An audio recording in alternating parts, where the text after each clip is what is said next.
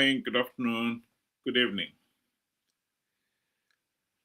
Two things have become a certainty in Zimbabwe: the worsening economic situation and the certainty that Zanu PF will rig the next elections. Zimbabwe is a failed state, and the root cause the country is a failed state is because we have failed to hold free, fair, and credible elections. Zanu PF has successfully rigged elections for the last 46 years and counting.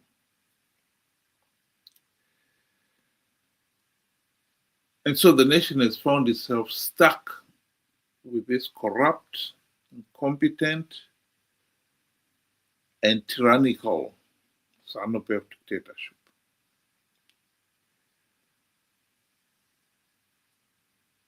"46 years, that is a long time.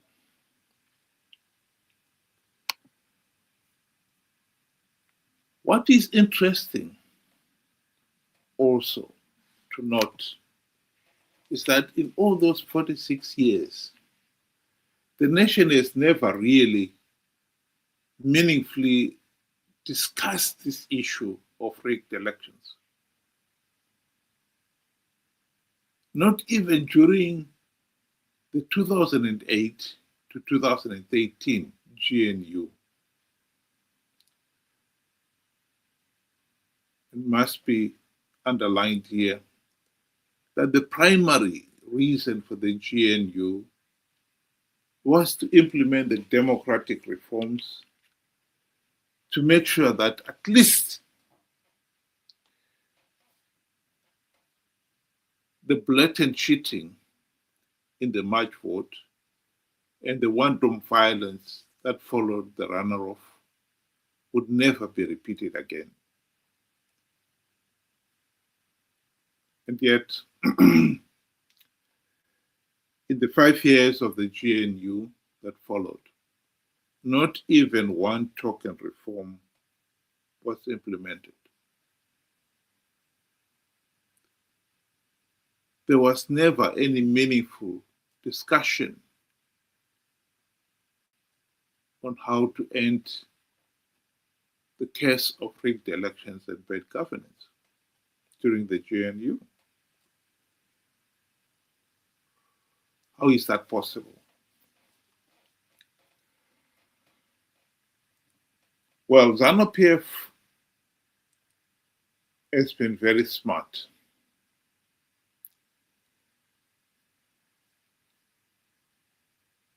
By the time the country gained its independence in 1918, Robert Mugabe and his cronies had already made up their mind that they wanted to rule the country, and they have the divine right to rule it. And so they were not going to take their chance by having free, fair, and credible elections.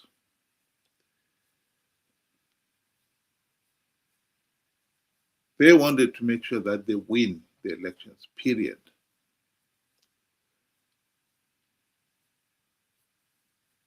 While the Lancaster House Agreement called for both Zanu and ZAPU to withdraw their freedom fighters from the field during the campaign period leading up to the 1980 elections.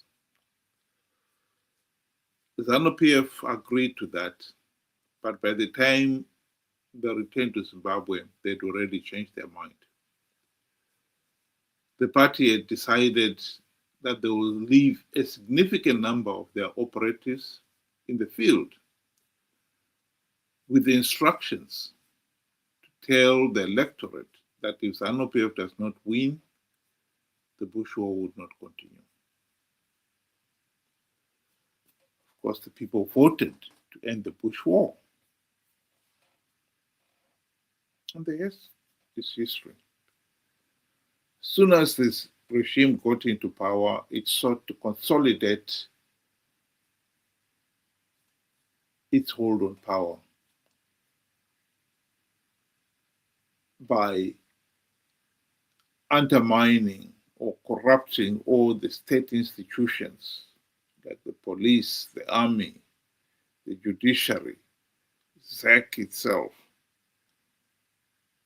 to make sure that they all are pursuing the same agenda, the one-party state, the de facto one-party state.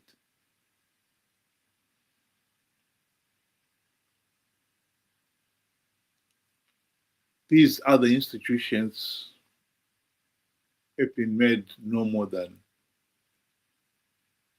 a department in Zanu PF. So this is the reality in Zimbabwe. Some people have failed to recognize it for what it is, but that is what it is. Zanu PF has managed to ring fence all efforts to implement meaningful democratic changes to end this one-party dictatorship. And one of the cleverest ways it has succeeded in doing it is make sure that whenever there is an opportunity to meaningfully push for democratic change, the regime would introduce its own topic to push the democratic reforms of the national agenda.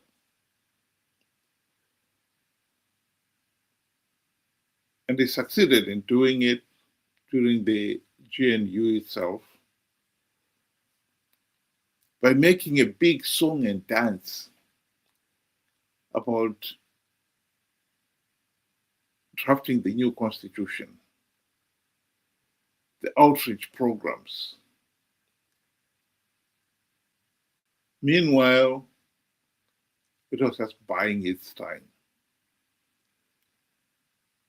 making sure that no substantive issues were being discussed.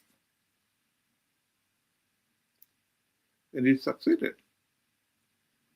At the end of the 5 years of the GNU, many people were surprised to hear that Morgan Tsvangirai and company had failed to even propose one token democratic reform.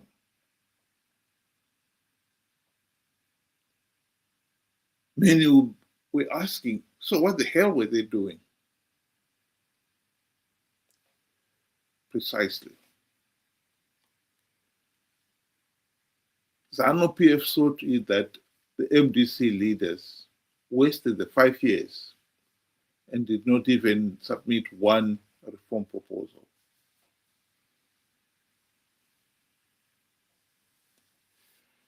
This has been the modus operandi of Zanu PF.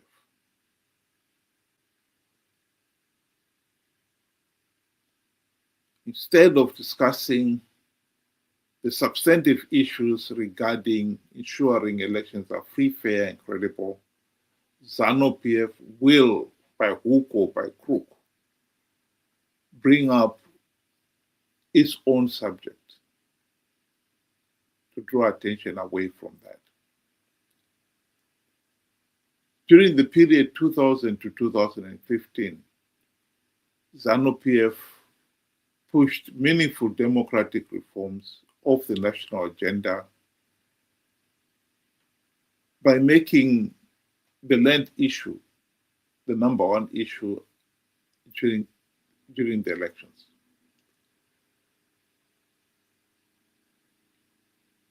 The farm invasions always flared up before the elections. And any effort to try to refocus on making sure elections are free, fair, and credible, we always thwarted by Zanu PF, escalating the farm invasion.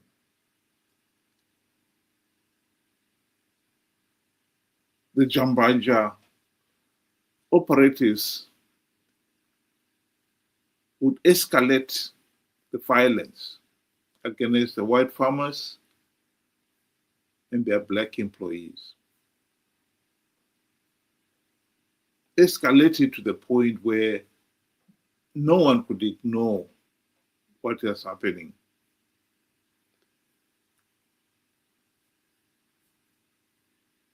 And so would focus on the land redistribution issue instead of the fact that Zanu PF was rigging the elections. This modus operandi, Zanu PF has found it so reliable that it is no surprise that it is resorting to it again and again.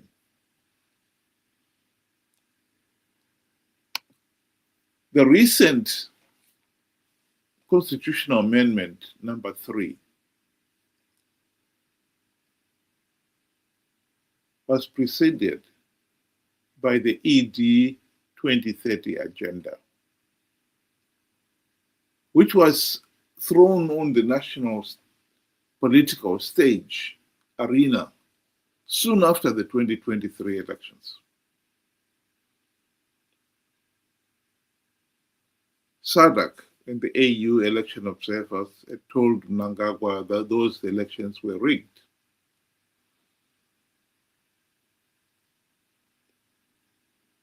And Mnangagwa was worried about that. He did not want the nation to focus on the fact that he was illegitimate. So by bringing up this subject, that he was going to stay into office beyond his 2028 mandate, the nation was so concerned about that, they forgot that he was illegitimate. ED 2030 agenda is since morphed into this constitutional amendment number 3. Here is Dr. Ibo Mandaza explaining where this move of making constitutional amendment number 3 the dominant issue in the nation as a strategy is coming from.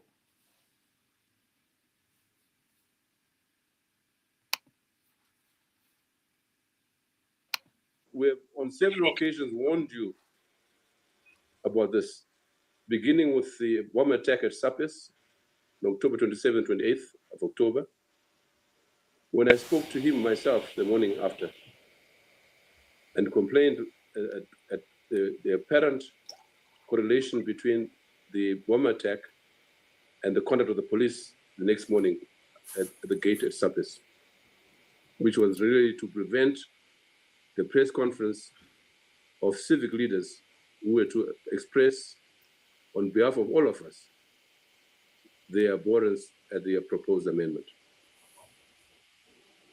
Professor Madugu showed very, very, very, very comprehensively the extent of the complicit action of the police on Sunday, when some of them was sat there while he was being assaulted. And subsequently, members of the public identified some of the senior police officers involved in that violence against Professor Madugu and his colleagues. And today, the police made no secret at all of their complicit behavior in the siege against BT, his office, and his colleagues today. We are appealing to the state authorities, the government, to put a stop to this. The second objective of this discussion is to appeal to the authorities to allow the public, the Zimbabwean people, to debate and express their views on this proposed amendment. And in doing so, we want to create a contrast between what's being done now, to the extent that people are being denied even a meeting in their own offices to discuss this amendment, while Zanu PF is allowed to have their meetings across the country, regardless. And in doing so, I want to quote from the project document, the BBI document, authored by Jonathan Moyo and his colleagues. And the document, I think all of us should get a copy of it. Jonathan Moyo is the project leader and manager, the consultant, assisted by Glenn Mpani of Shikamo Political and Advisory Services as team manager and strategist.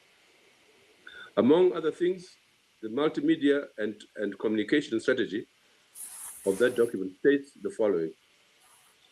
I quote, "The interactive multimedia public engagement will also support and publicize the 11 outreach interfaces of the BB Parliamentary Select Committee, including," and I quote again, "by countering, drowning, crowding out, and disrupting negative narratives." That's what we're talking about. And that's exactly what is happening. This is the strategy that Jonathan Moyo was recommending in that document. And only worse is happening. And the contrast. Well, the truth of the matter is, contrary to what Dr. Ivo Mandasa was saying there, that Zanu PF is trying to stifle meaningful debate on the amendment, I think the truth of the matter is it is deliberately stifling debate by banning the SAPE's office, beating up Professor Maduku, etc., all for the purposes of making sure that people focus on the amendment and not the mischief that is taking place behind it. The mischief, the real mischief here is that since the 2023 elections, the Zanu PF has not implemented even one token reform. SADC and the AU election observers condemned Zimbabwe's 2023 elections as flawed. This is important. SADC would have gone one step further and denied Zanu PF legitimacy if the opposition, led by Chamisa, had not made the mistake of participating in those flawed elections in their millions to give the process legitimacy. Mnangagwa is painfully aware that SADC condemned the 2023 elections. He is also painfully aware that SADC is likely to do the same again in the next elections if no meaningful reforms are implemented. And right now, not even one token reform has been implemented. But instead of us talking about these reforms and the mischiefs Zanu PF is doing, we are now being forced to talk about the amendment and to make sure that we are focused completely on the amendment. Zanu PF is stirring up the fires, giving the impression that they don't even want you to talk about the amendment.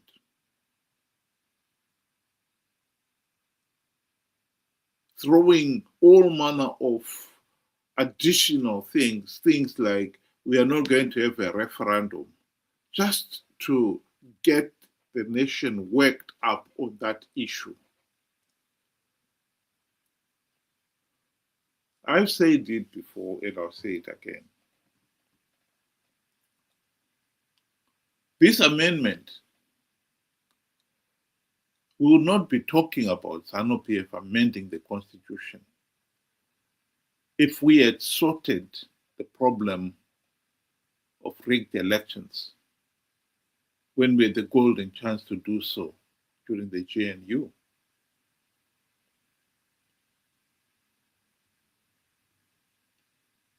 That is water under the bridge, I agree. But we must learn something from it.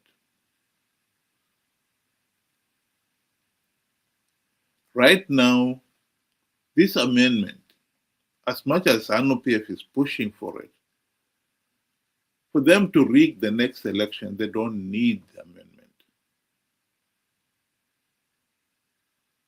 They've got the dictatorial powers to rig the next elections.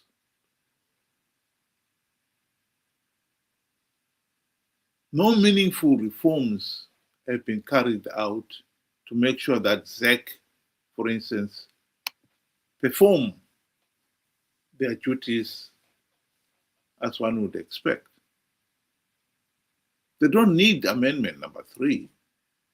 They already have those powers with ZEC.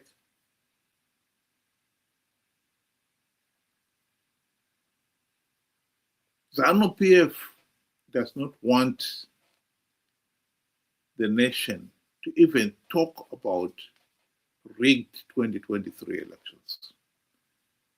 They don't want the nation to talk about the failure to implement reforms, meaning a repeat of 2023. They don't want you to talk about that. They would rather you talk about this amendment, number 3.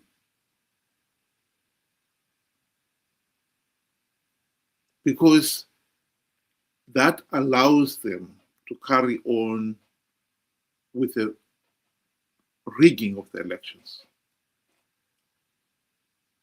By the time the nation realizes that no meaningful reforms have been implemented again, it will be too late.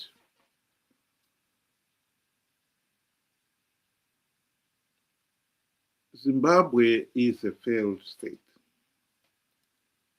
46 years and counting, we have failed to hold free, fair, and credible elections. And in those years, we have failed to have a meaningful discussion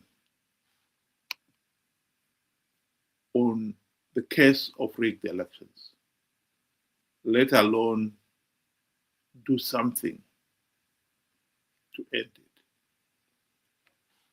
And it was all because Zanu PF was able to manipulate the nation so that when we should be talking about implementing democratic reforms to put an end to the case of rigged elections,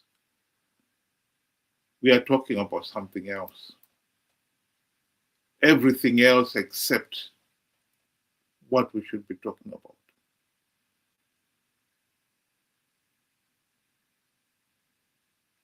This is exactly what Zanu PF is doing right now.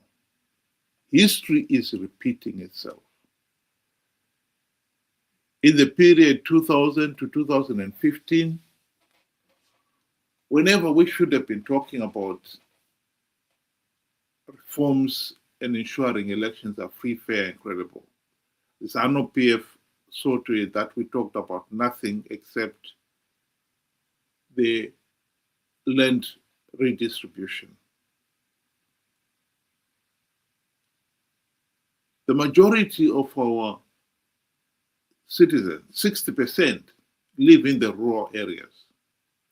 They don't even have anything to do with the land redistribution. And yet, they could not have exercised their democratic right to have a meaningful say in the governance of the country. Because even there, the violence which started in the white-owned farms always spilled over into the rural areas. All supporters of the opposition were accused of siding with the white farmers. And so even the rural supporters were roped in. Instead of people saying those elections were rigged, Zanu PF will insist that this had nothing to do with rigged elections. This had everything to do with people who don't want to see the land redistribution. We are being dragged into the same net once again. Zanu PF does not want us to talk about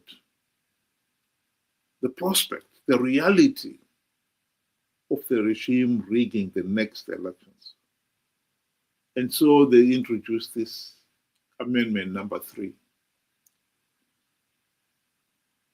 And it is drumming it up to the point where we can't even hear ourselves think.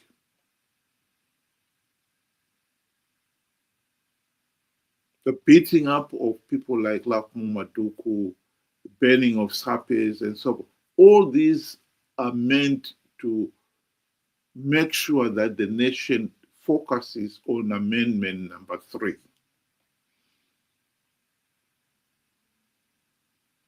And does not look at what Zanu PF is doing behind the scene, i.e., preparing to rig the next elections.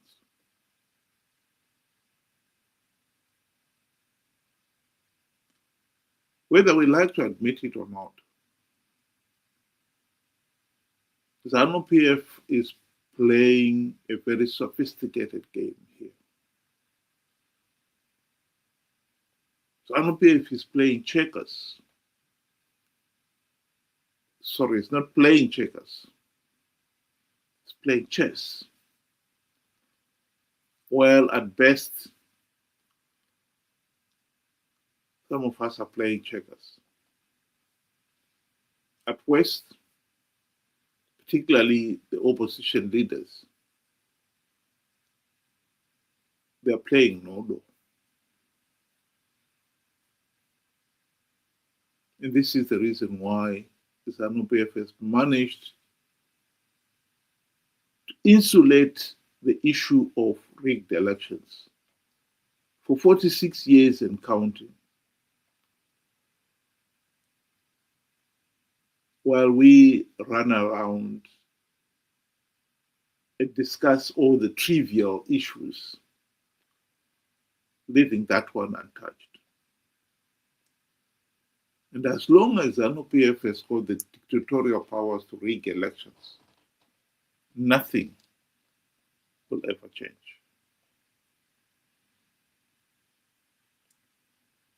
Like it or not, Zanu PF is playing a sophisticated game. And our insistence on playing Nodo is only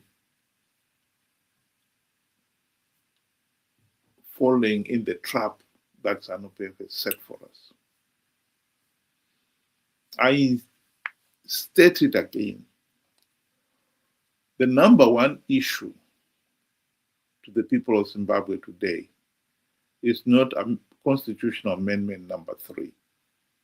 The number one issue is making sure we implement the democratic reforms to put an end to the case of rigged elections. After 46 years of rigged elections, let's focus on that and put an end to it. Think about it. Thank you very much. Have a good afternoon.